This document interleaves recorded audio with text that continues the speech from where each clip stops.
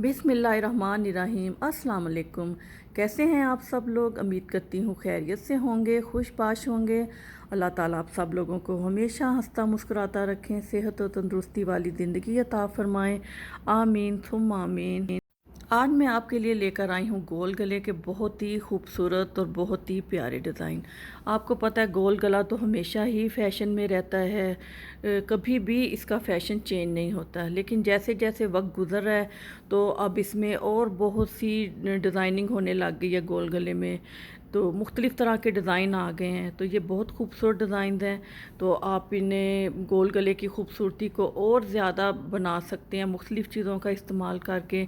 जैसे आप डोरी इस्तेमाल कर सकते हैं, लेसिस इस्तेमाल कर सकते हैं, जो है मोती इस्तेमाल कर लीजिए, आप बटन इस्तेमाल कर लीजिए और गोटा भी इस्तेमाल कर सकते हैं। ये तमाम डिज़ाइन आपके सामने हैं, इनमें हर चीज़ इस्तेमाल की हुई है, डोरी भी इस्तेमाल की गई है। तो आप देखें आपको जौन सा डिज़ाइन अच्छा लगता है, जौन सा खूबसूरत लगता है। ये डिज़ाइन मैंने बहुत ही ढूंढ ढूंढ के आपके लिए वीडियो बनाई है कि जो आप इजी भी पहन सकें और आपके लॉन के कॉटन के ड्रेसेस पे खूबसूरत भी लगें।